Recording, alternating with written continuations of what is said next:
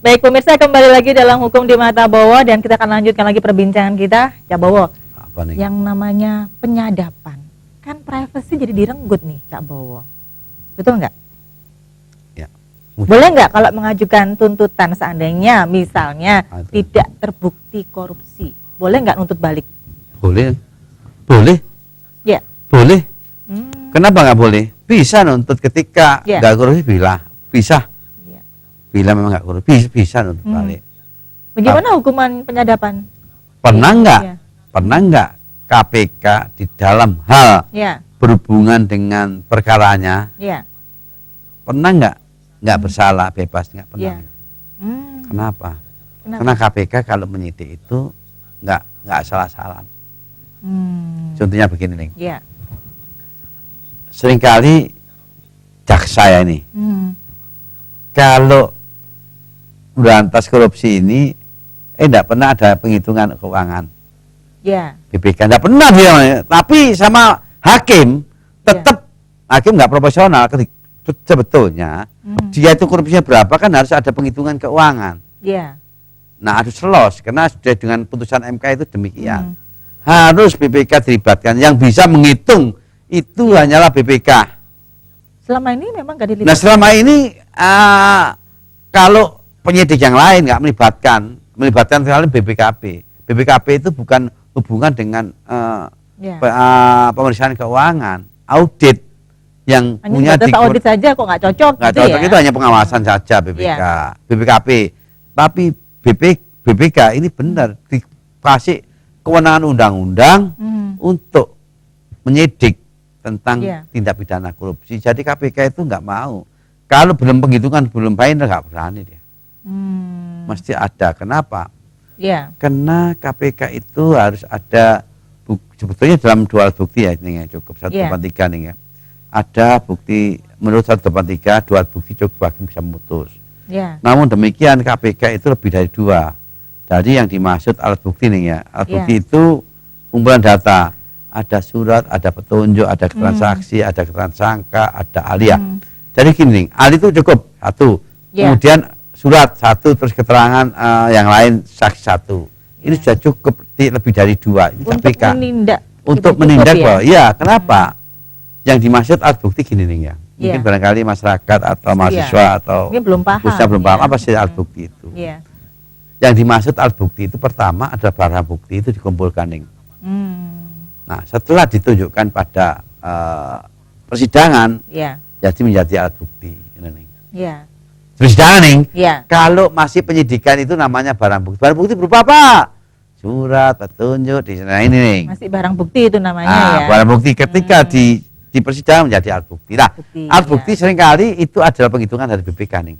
Jadi sudah full, komplit. Full, berarti kan barang bukti ya. Ini adalah audit ya. Penghitungan keuangan negara, ini kerugian sekian ya, itu masih barang bukti. Ketika ditunjukkan, dibenarkan di dalam persidangan, itu namanya alat bukti. Maka itulah nggak bisa bebas nih. Pasti terbukti ya. Kalau memang sudah dicurigai di awal, sudah dapat informasi barang bukti sudah ada. Oh iya nih. Masuk, gitu kan? Tapi bisa, KPK pernah membebaskan nih. Oh gitu. Iya. Kenapa kok bisa sampai bebas, Cak Bowo? Karena alat buktinya kurang kuat? Bukan. Terdakwanya ngompol. Itu nih. Secara kejiwaan berarti ya. Enggak, memang atau gimana? Sesuatu yang berhubungan bebas itu adalah orang yang jiwanya terganggu.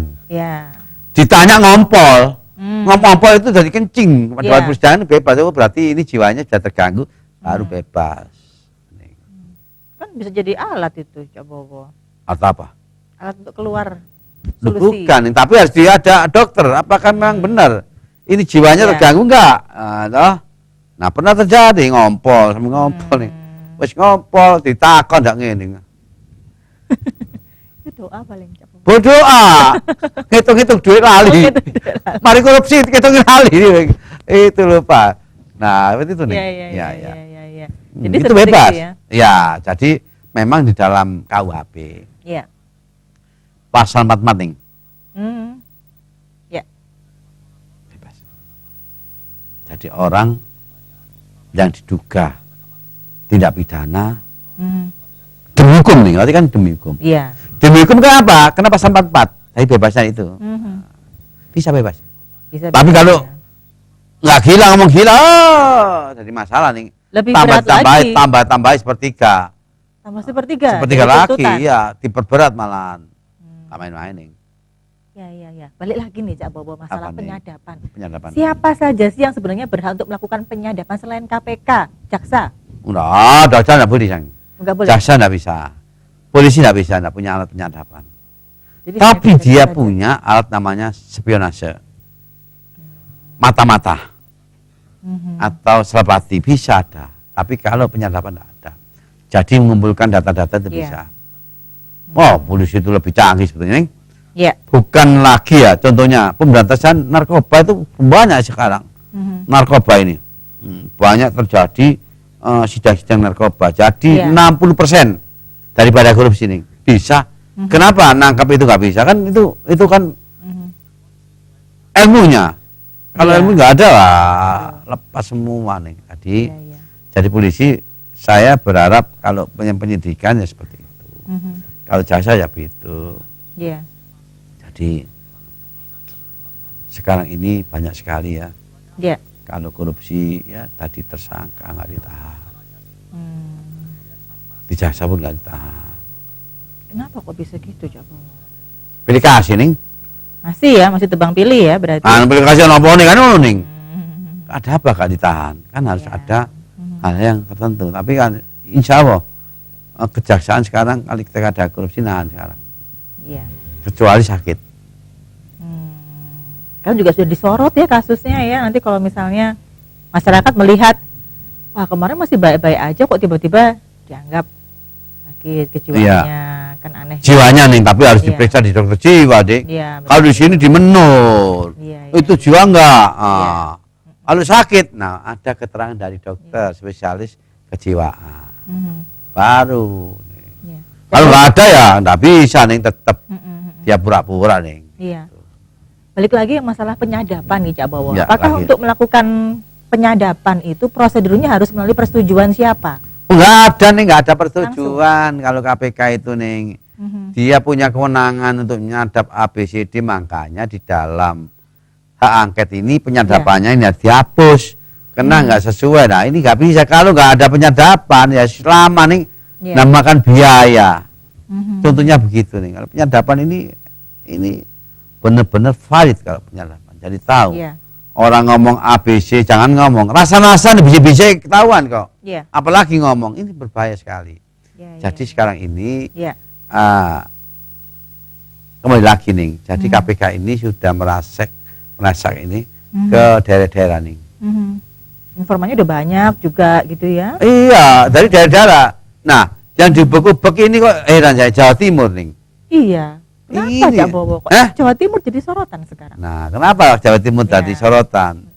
Karena Jawa Timur ini adalah tolak ukurnya di daerah-daerah. Jadi ukurannya itu di sana. Proyeknya itu di sini. Ini banyak terjadi.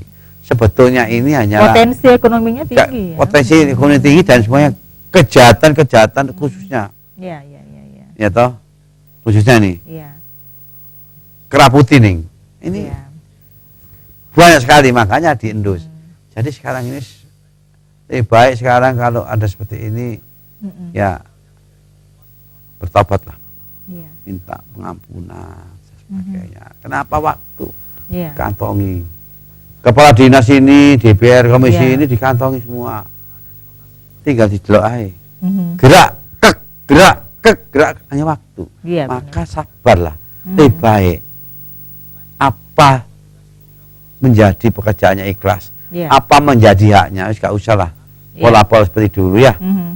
Ya memang kalau dulu ini kan kalau kultus nggak masalah budaya usahanya, tapi kalau ketangkap kasihan kan. Contohnya nih, kepala dinas peternakan, kepala dinas pertanian, perempuan loh nih.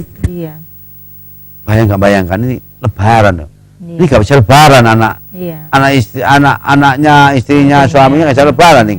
Nah kayak gitu bagaimana batinnya kan? Kasihan kan? Lebih baik gak usah macam-macam lah sekarang. Oke, Kita akan lanjutkan lagi nanti Cabowo, dan pemirsa kita akan kembali setelah yang satu ini, tetap di Hukum di Mata Bowo.